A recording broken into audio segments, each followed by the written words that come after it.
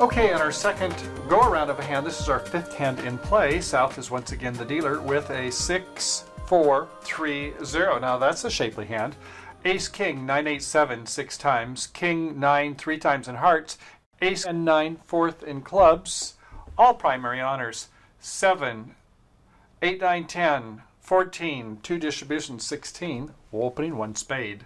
Intermediate hand here. This is nice.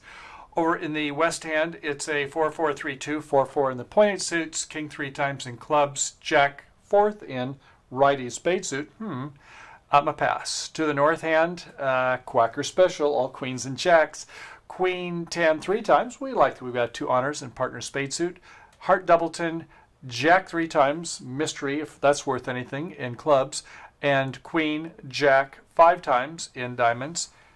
Yeah, it's a 6-ish hand, so we'll bid 2 spades. Over to the east hand, look at this. Here's another void. Where one void is, another one oftentimes will exist in bridge. And sure enough, it's a 6, 4, 3, 0, missing the spade suit.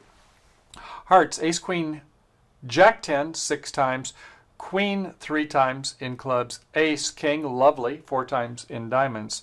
So we have 7, 8, 9, 10, 16, 2 distribution for anything beyond 4 is pretty nice hand, isn't it? So we'll definitely go ahead and go past 2 spades. We're going to compete to 3 hearts with a very nice heart suit. 100 honors there, right? To the south hand, well, you have a medium hand. Do you want to invite 3 spades? I hope you're thinking about losing trick count. Remember, you have a partnership fit. So in spades, we have only 1 loser, only 1 beneath the ace, king, queen on the first 3 cards. In hearts, especially with this time righty bidding the suit, not time lefty, so it looks like that heart is golden. At any rate, it would be, if there was no bidding, still only be 2 losers, but we certainly feel strong it's only 2 losers. So 1 in spade, 2 in hearts, and 2 in clubs for the ace, 10, 9, 4th. Only count up to the first 3, right? So 2, 4, 5 losers. We expect north to have 2 cover cards if they made a 2 spade bid. So we're not going to invite. They certainly won't accept the north if we went 3 spades. We have to go 4 spades on our own. 4 spades it is, and the opening lead is going to be a heart, dutifully leading the high heart from a doubleton. High-low, we lead the top. The 6 to the 7 to the ace, third hand high, and we play a 5 in the south hand. Good false card with a 9, I suppose. And they're going to come back with a heart to see if they can get partner with a ruff. Maybe it's a singleton 6 coming out. Now, if you could, over the east hand, what would you like them to come back in? You got no roughing power, so you don't want them to come back. No rough opportunities. You want to have a diamond back, right? So if you could signal a diamond somehow, if you were playing lead directing for a suit preference lead, you would play the high heart saying, I want you to come back in a high suit.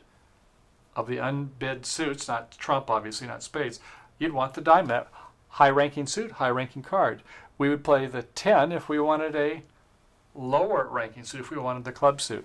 So if you and your partner are into that or want to start considering it, it's called a suit preference lead. So the queen of hearts comes out, it was covered by the king, and there was a doubleton, a 4, came back. Okay, so there's 8 hearts have been played.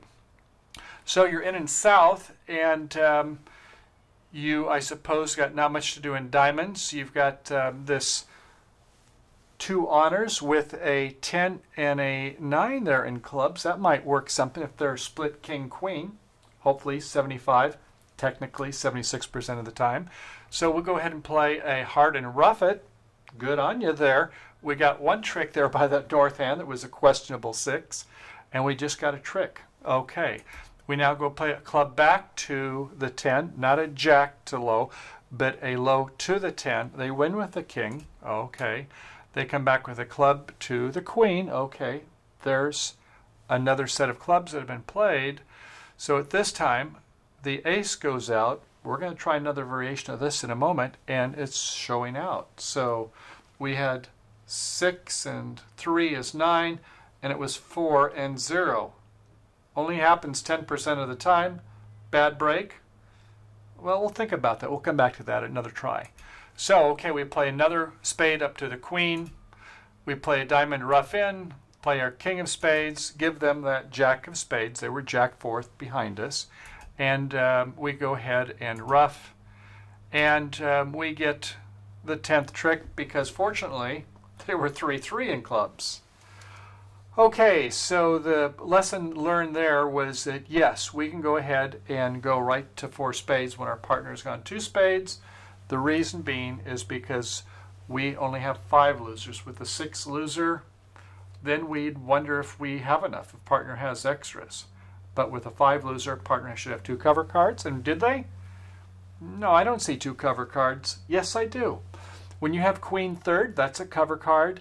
And you have a doubleton side suit, which provides an opportunity for a ruff. So yeah, it's pretty close to a 2 cover card hand, even though they're all just quackers. No aces and kings. Okay, let's try the other variation. Well, bridge friends, we've reached that time again. Let's take a look at some summaries and tips of what we've covered today. With a fit, we want to use our losing trick count and use that when sometimes our high card point and distribution points don't always get us where we want to go. Now sure, high card points is the way we want to start off, but bridge players are tricky players, right? And if we can get extra tricks using losing trick count, we want to do that. The most obvious example I could give you would be where if you have 13 cards in a suit, sounds like it'll make 13 tricks to me, right? So if you said, well, I have ace, king, queen, jack, 10, that would be 10 high card points, and if I give 1 for each distribution, beyond the first 4, I have another 9. 9 and 10 is 19.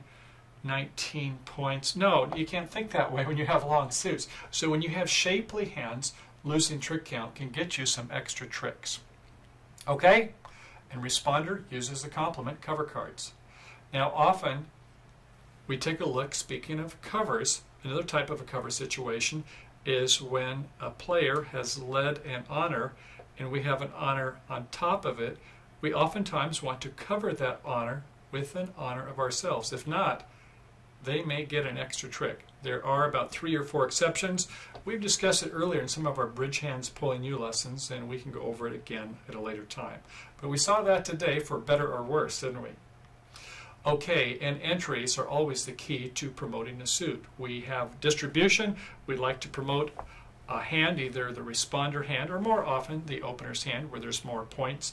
And we need to have entries to go ahead and set that up. Sometimes though, dummies has a 5-card suit and has 2 or 3 entries, and we can set that up. Maybe win 2, ruff 1, and we're home free when we have that last entry.